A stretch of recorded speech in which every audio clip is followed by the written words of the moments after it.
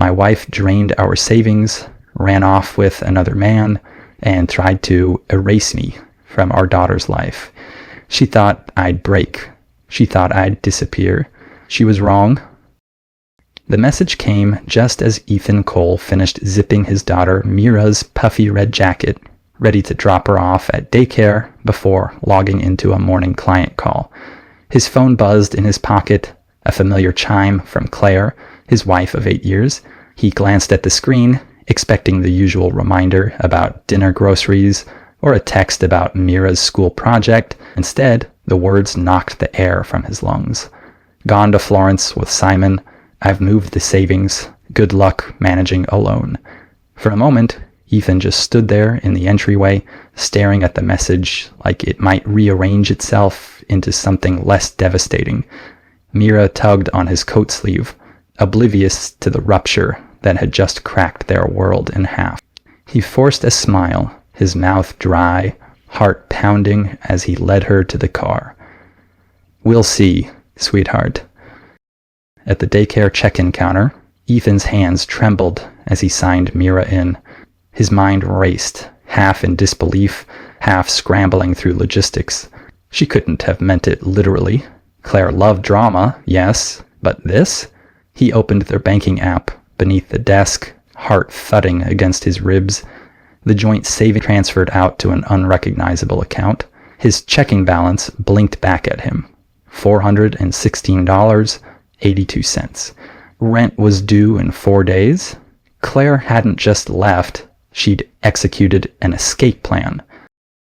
Daddy, don't forget my drawing, the purple one with the tree, Mira called out as he stood frozen by the daycare door. Ethan turned, nodded faintly, and waved goodbye before stepping outside into the damp Seattle air. The cold didn't register. He reread Claire's message a second time, then a third. It wasn't just her leaving that stung, it was the ease of it. No conversation, no warning, just a one-way flight with a lover and a knife in the ribs. Ethan typed a reply with numb fingers. Message received. He stared at the screen, then deleted it. What could he even say? The silence of his unsent words was louder than anything he could offer. This wasn't just abandonment, it was war. Ethan sat in the driver's seat outside Mira's daycare, engine off, the cold seeping in through the silence. His mind refused to catch up with what had just happened. Claire hadn't just left, she had detonated their life with surgical precision. His fingers hovered over the phone again as he opened the bank app one more time, praying he'd misread something. He hadn't. The savings account, once holding $58,400, 0 cents, now reads $0, 0 cents. The checking account was even worse, $416.82, barely enough to cover groceries, much less their $2.75 rent due in 4 days. He blinked at the screen, jaw tight, as if sheer willpower could reverse the digits. Then, almost on cue, the phone rang. Claire's mother, Victoria Caldwell.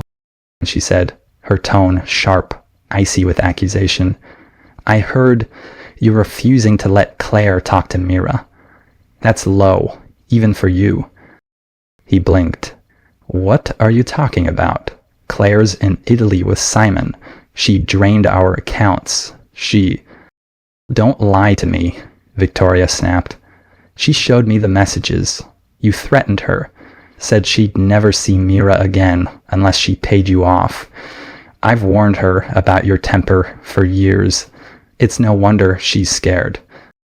Ethan sat in stunned silence as Victoria continued, painting a version of him he barely recognized. A volatile husband, emotionally manipulative, desperate for control.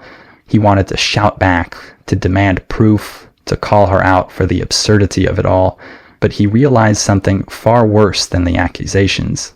Claire had planned this narrative. She hadn't just disappeared, she had rewritten the story of their marriage and cast Ethan as the villain. I'm not going to argue with you, Victoria, he finally said, voice low, but you're wrong. "I hope you like fighting for custody," she replied coldly, before hanging up. He dropped the phone onto the passenger seat and buried his face in his hands. Claire hadn't just taken the money, she had taken the truth. She had weaponized perception, built a new version of reality, and preemptively poisoned every well Ethan might run to for help. He realized then that this wasn't going to be a breakup, a bitter divorce, or even a custody battle. This was a siege, and he was already outgunned. His daughter's trust, their financial stability, his reputation, every cornerstone of his life had been pulled out from under him. The only thing he had left was Mira, and he'd be damned if Claire took that too. Ethan met Claire 9 years ago in Berlin, under the vaulted glass ceiling of an international tech art expo. He had just given a keynote on cybersecurity in the digital age, and she was curating an exhibit that fused biometric data with kinetic sculpture. She approached him afterward, confident, magnetic, sharp-witted, and within hours they were drinking overpriced coffee in a quiet museum cafe, talking about everything from code ethics to Bauhaus design. She made him feel seen, as if his quiet intelligence wasn't just tolerated, but desired. They married the following year in a small ceremony at Discovery Park in Seattle, overlooking the Puget Sound. It wasn't extravagant, just close friends, a violinist, and a wind that kept stealing Claire's veil, but it felt real. For the first few years, they lived what Ethan thought was a solid, if sometimes uneven, life. He worked at a mid-sized tech firm as a senior software architect. Claire took a curator position at the Seattle Museum of Contemporary Art. When Mira was born 5 years ago, everything shifted. They'd agreed. He didn't resent it, not at first. He loved being a father. But slowly, Claire's attitude began to shift. She'd come home late from gallery events, glassy-eyed and distracted. She talked about missing the freedom of Europe, about how she felt trapped in domesticity.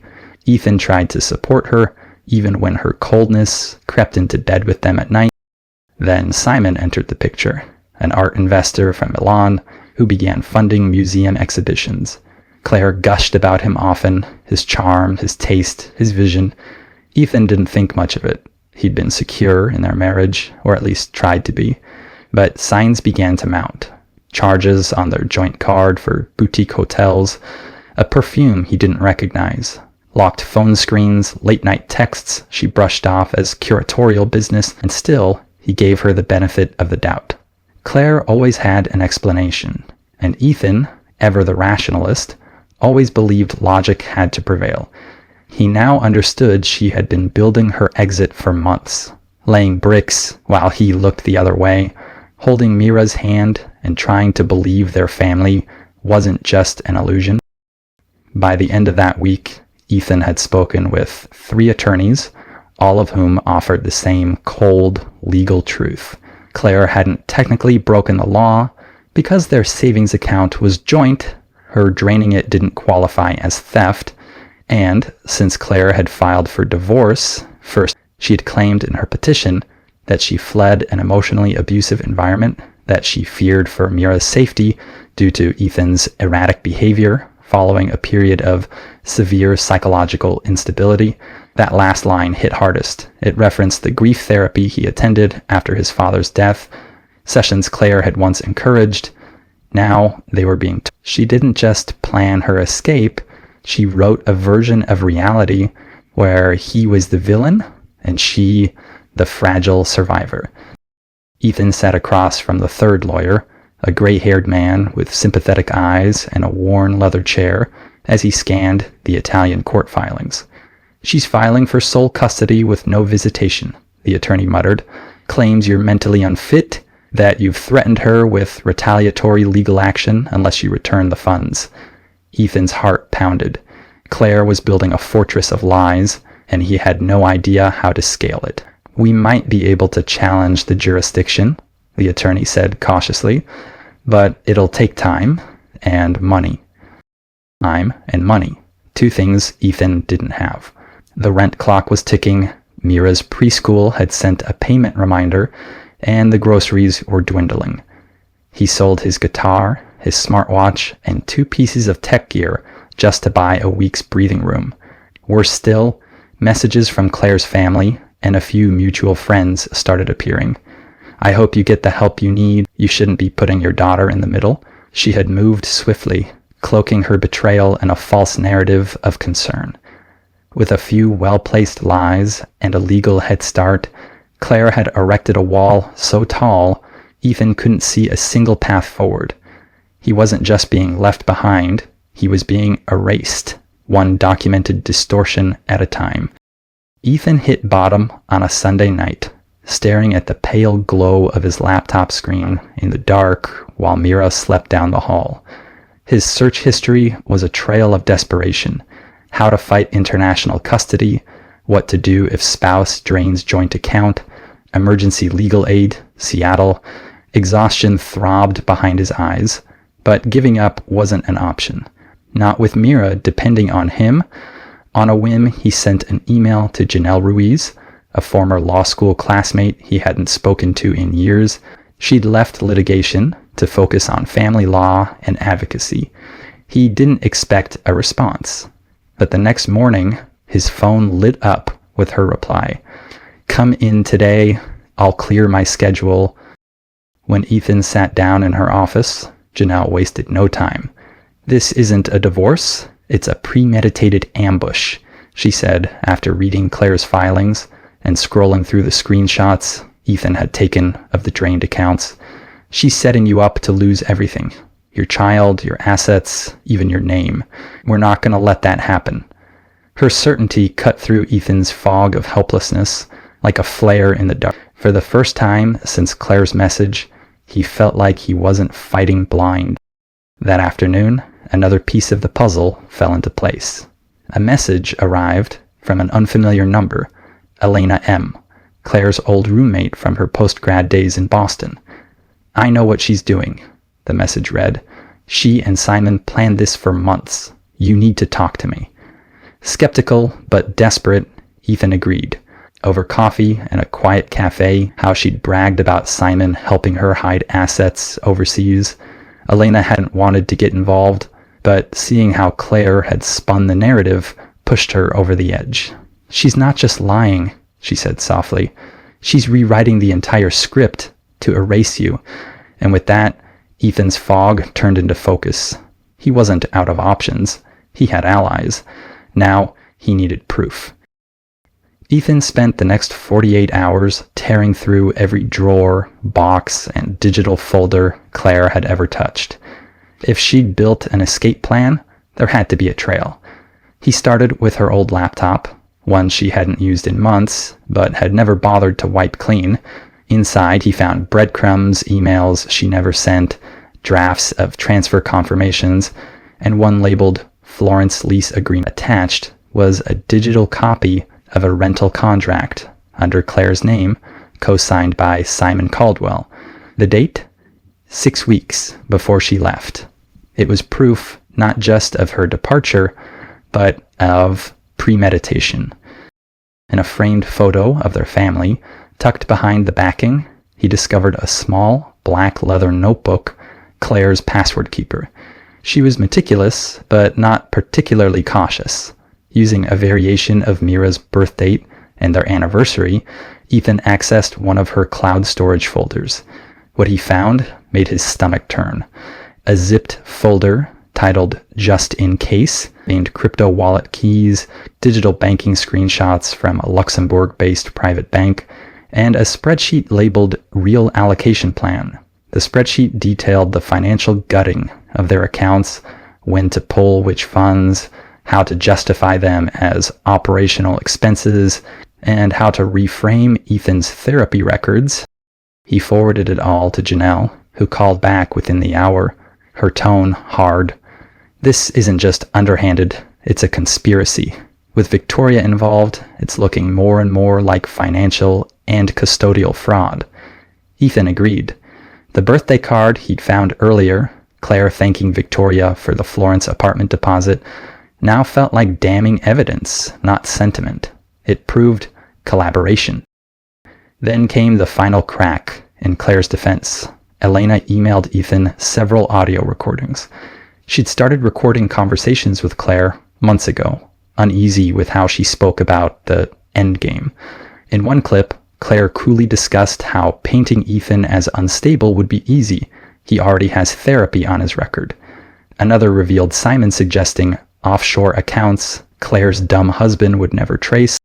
Janelle immediately prepared a motion for emergency custody protection, financial asset freezing, and court-mandated forensic accounting. Ethan looked at the folder of evidence on his screen and felt something shift. He wasn't cornered anymore. He was building a case, and he was finally ready to fight. The courtroom was sterile, windowless, and too quiet, an unnerving contrast to the storm Ethan had been weathering for weeks. He sat beside Janelle at the petitioner's table, a meticulously organized binder of evidence between them. Across the aisle, Claire entered with her attorney, perfectly styled, face unreadable. Victoria trailed behind, as immaculately dressed as always, her eyes full of contempt. If she was rattled by the subpoenas or the motion to compel testimony, she didn't show it.